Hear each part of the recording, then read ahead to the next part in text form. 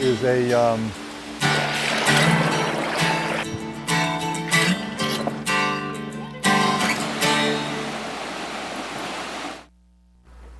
Hello, welcome to Walk in the Park. My name is Tony Ingram, and this is August 22nd, 2018. So if you want to see all my episodes, you can go to my website, walkinthepark.tv. And this is episode 201, so there's quite a few of them on there, a couple hundred.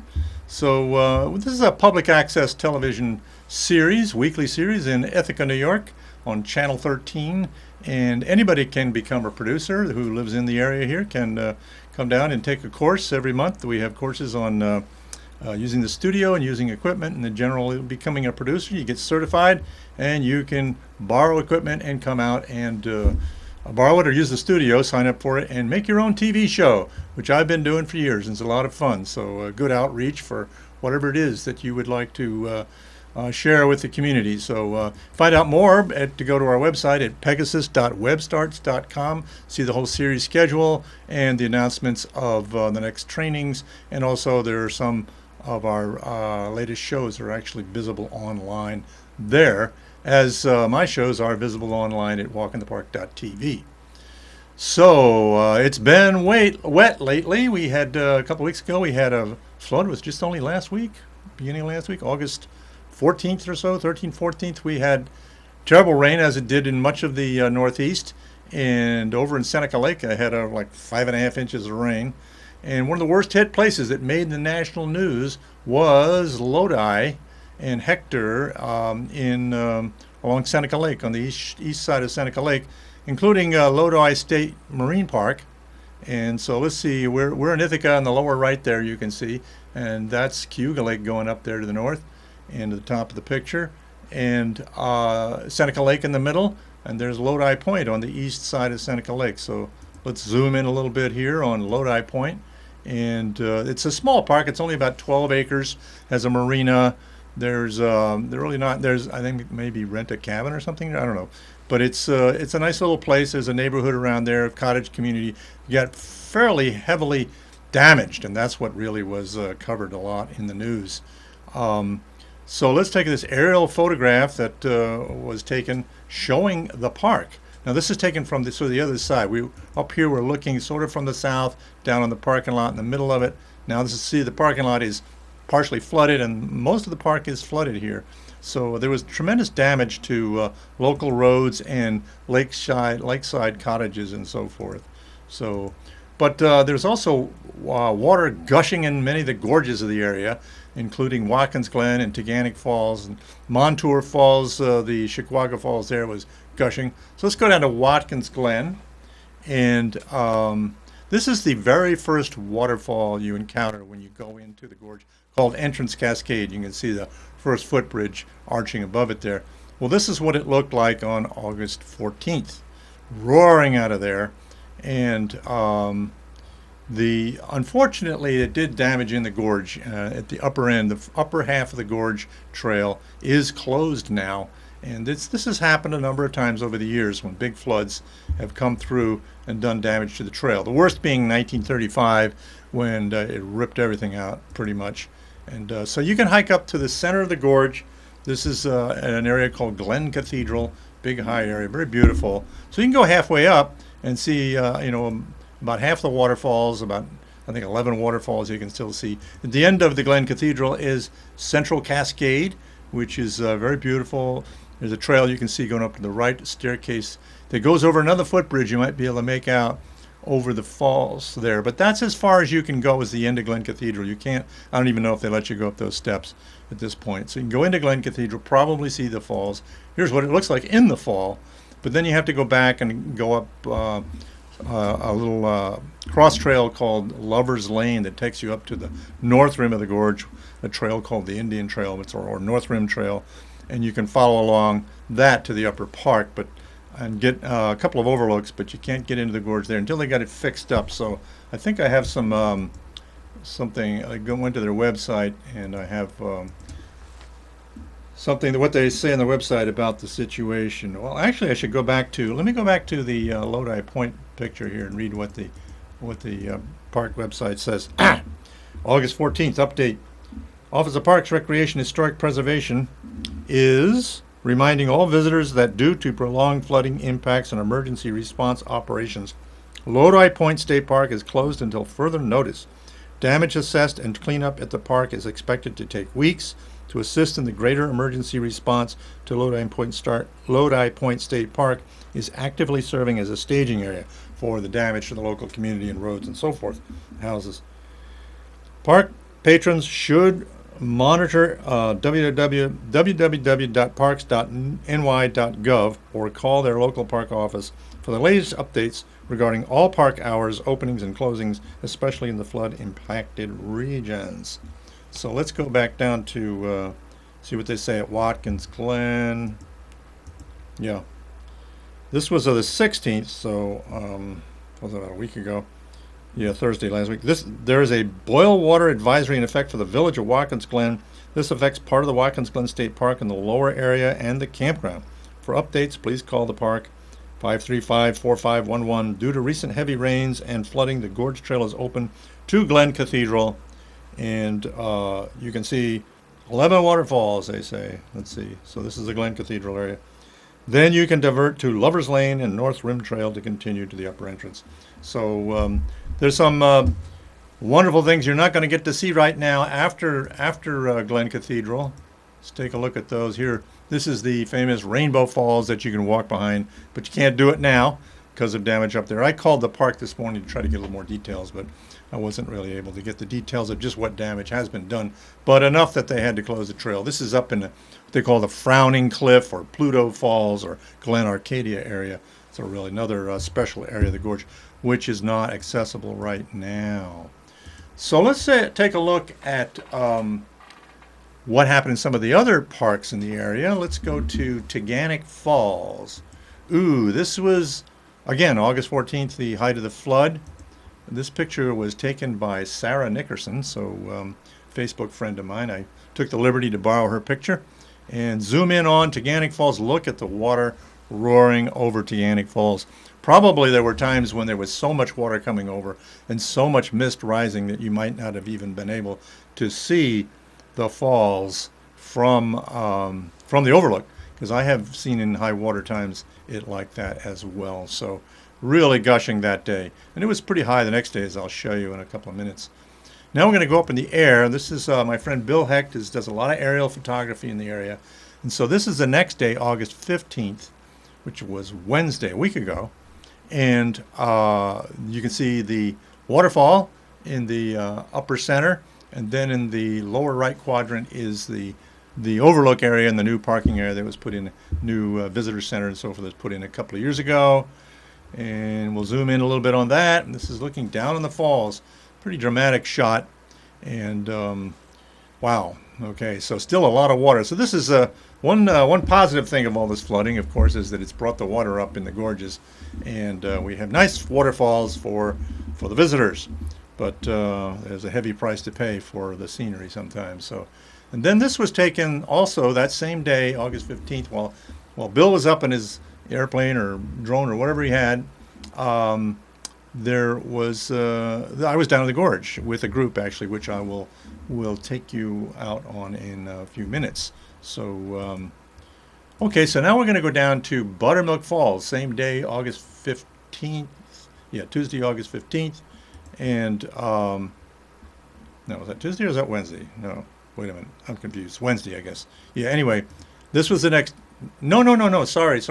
This was the day of the August 14th when the water was so high at Taughannock.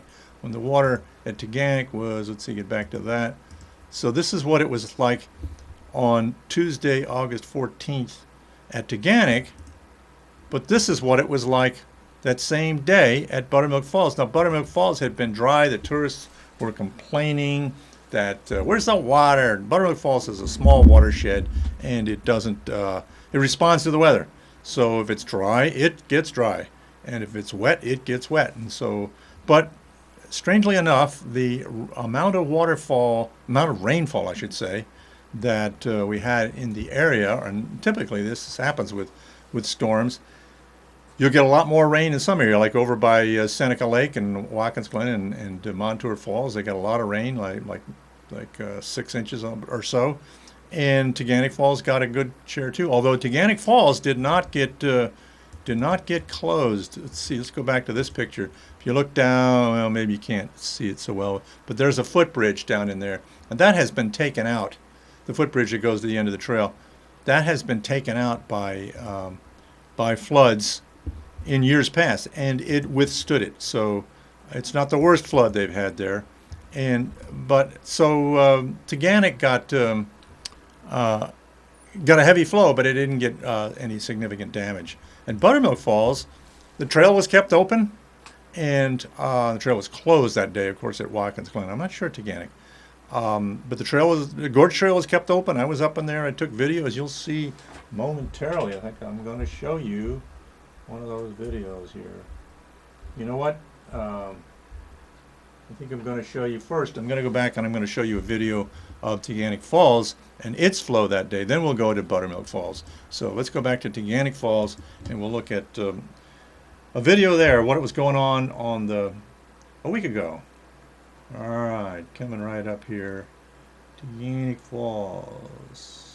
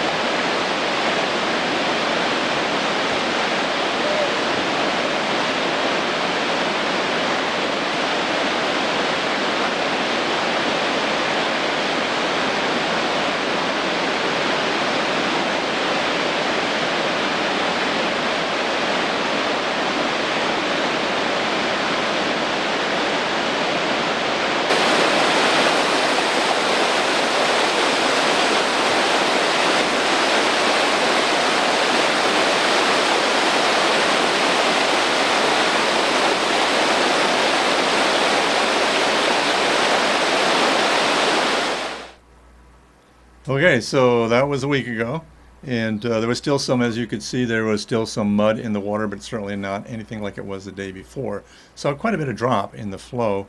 And then Buttermilk Falls, this was on the day before, the 14th, when it was so muddy and so powerful and all those other places. But just the water was brought up to a really nice level to make Buttermilk Falls live up to its name for once.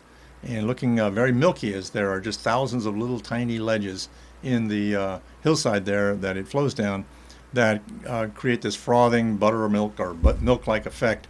And I don't have a picture of it here, but when it's muddy like the like Taughannock Falls was in that picture I showed you earlier, I had a friend who called it Chocolate Milk Falls instead of Buttermilk Falls, but not this time.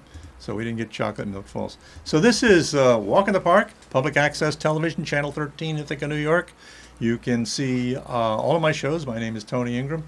And go to my website at walkinthepark.tv. And you can find all of my episodes where there are categories you can search among. You can search by date and lots of different subjects. Over 200 shows now that I've done over the last, I think it's the 7th year I've been doing the show.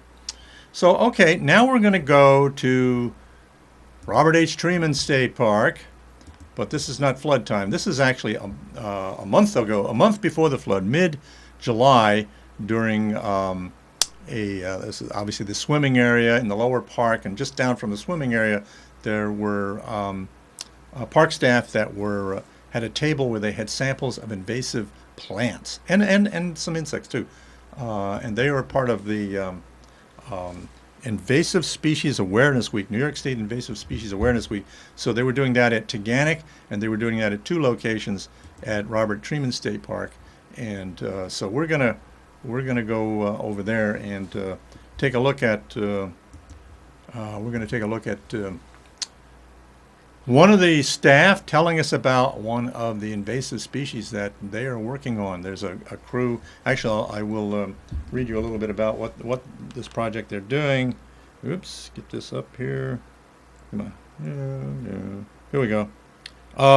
This is called the Three Gorges Project, and it's a 2-year initiative funded by the Great Lakes Restoration Initiative and administered by the Environmental Protection Agency. Yes, it still does some good things.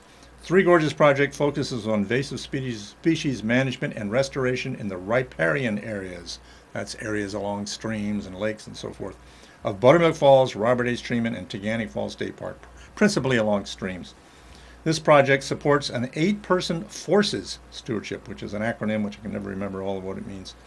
Stewardship Corps, Forces Stewardship Corps, for summer 2018 and again in summer 2019. The Stewardship Corps spent summer 2018 mapping, surveying, and removing invasive species, in addition to mapping and collecting native plants and seed and educating the public. So I've spent a lot of time videoing them explaining and showing some of these invasive species and explaining how we respond to them and how they're doing what they're doing in the park in this project. So we're going to look at let's see. It's going to be. Okay. Yeah. Okay. We're going to look at one of them. This is called, excuse me, Japanese knotweed, one I've been aware of for a long time, and a young man named Garrett is going to tell us a little bit about that. So let's go to Robert H. Treman State Park in July with Garrett. Let's get that. Oh, wait a minute. You know what? I got ahead of myself here. I was going to show you Buttermilk Falls. Let's not miss Buttermilk Falls. Remember I said Buttermilk Falls was going to show you a video? Let's do that. So I'll bring that one up. Buttermilk Falls. This is what they call a park minute.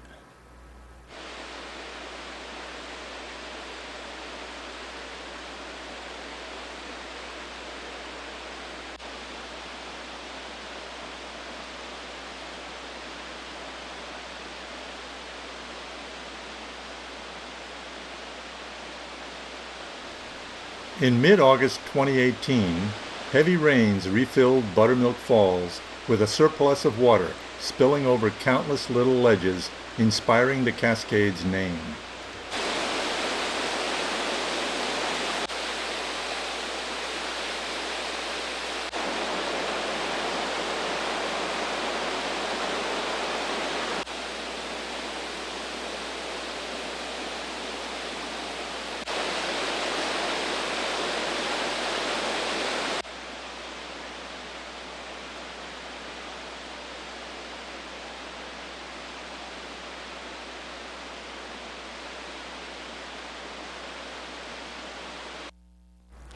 Okay, sometimes I get ahead of myself here and I forget to show videos that I have.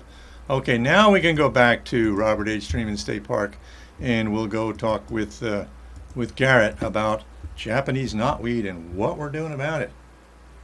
Let me bring up a little video here with Garrett.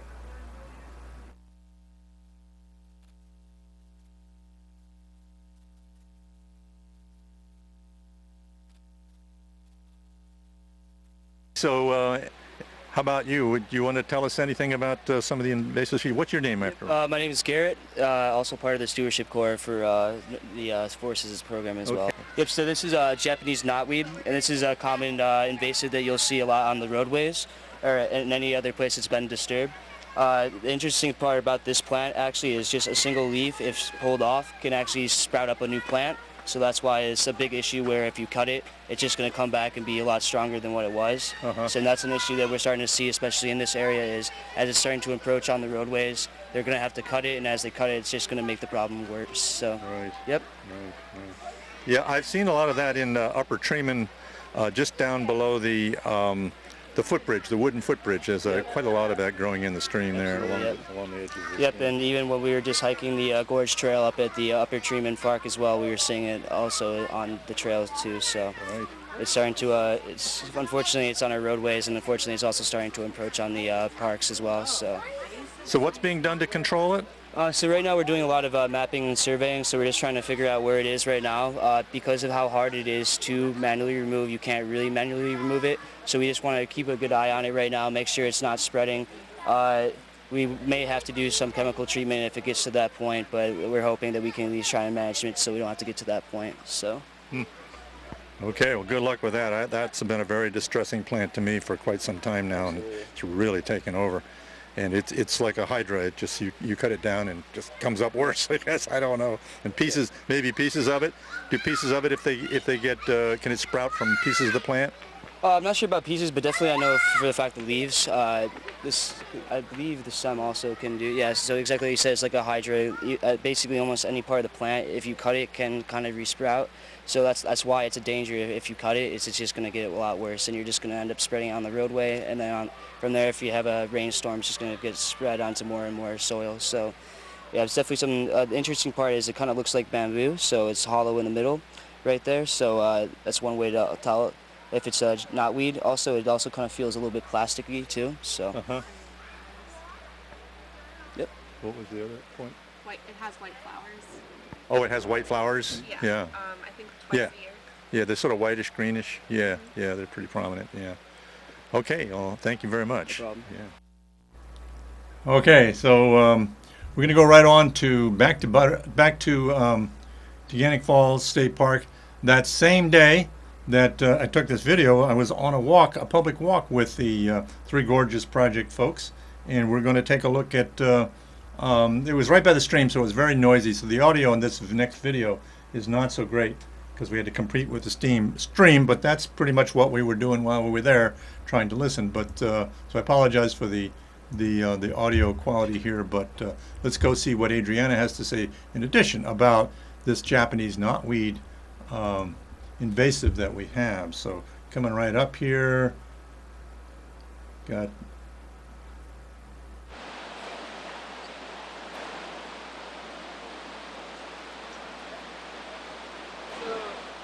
Everyone's here. My name's Adriana Del Grosso. I'm going to be talking about another plant that we've worked with throughout the summer. It's another invasive. A lot of you are probably already familiar with this one.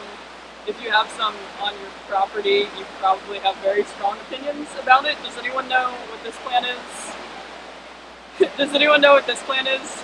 Just looking at these pictures. Bindweed? So this is Japanese knotweed. There's also some behind me that has been treated. It looks a lot like bamboo. It has a hollow stem. It's segmented. The stem is kind of reddish green in color. It has these fairly large, kind of like lance-shaped leaves. It grows in fairly tall stands. You'll see it a lot on the side of roads or waterways or in other wet places. It grows pretty voraciously. If you look, if you keep an eye out in the next couple weeks on the side of roads, you'll probably see these small white flowers. They bloom from late summer into early fall. Later in the season, they'll become the seeds of the plant. So we're really concerned about this plant for a couple reasons. One, because it does grow in wet areas like riparian areas that we've talked about before in this tour. Those areas have a lot of very sensitive plants in them. A lot of native plants grow there that we want to protect. This plant grows very voraciously. It reproduces by several means, by seed dispersal. It will spread rhizomatically, which means that one plant can grow other plants from its root system. So one plant can very quickly grow into a whole stand of plants. But probably most worrisomely, it also reproduces vegetatively, and that means that any cut section of the plant, even as small as like a square quarter of an inch, can reproduce a new plant.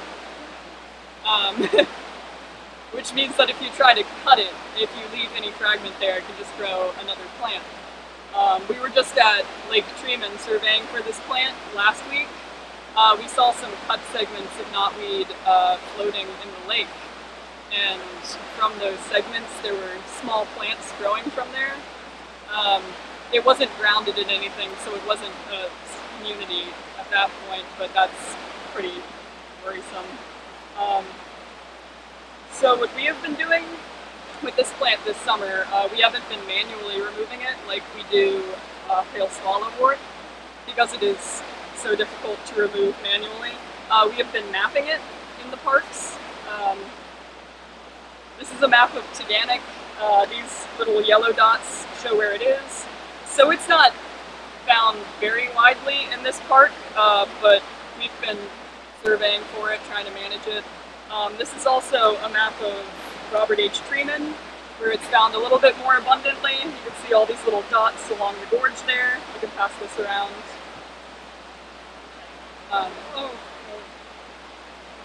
So since we don't manually remove it, we've found that the most effective way to treat it is with herbicide. We use very localized herbicide application, so, well, not us personally, but other people who work for the parks or are contracted to do so, will inject stems directly with glyphosate, or if the plants are small enough, we'll use a very localized spray to kill those off. This patch was treated recently, I think last year. If you all want to take a look at it once I'm done speaking, feel free to do so. Just please don't pick the smaller plants because we're going to treat it again.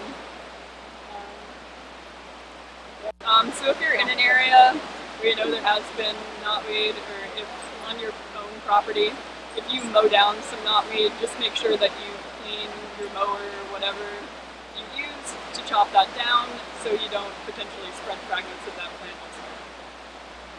Use an organic garden, so you wouldn't spray it. Oh, if you have an organic garden and you also have knotweed, what else can you do besides you're not going to spray it? I have to be honest, I'm not too sure about organic treatment methods, but you can look online. I've heard stories of people being able to put a tarp down on top of it and not killing it, but I can't really speak to how effective that is. There are ways. The most you can do is... Okay, so that's all we have time for today. But we'll be continuing the discussion of invasive species in our parks. I have a lot more material to share with you. So I encourage you to go out in our parks, turn off this screen and go out in our parks and go for a walk in the park or go somewhere and enjoy our world. And we'll bring up our final video here of farewell and credits and so forth. And thank you very much. Oops.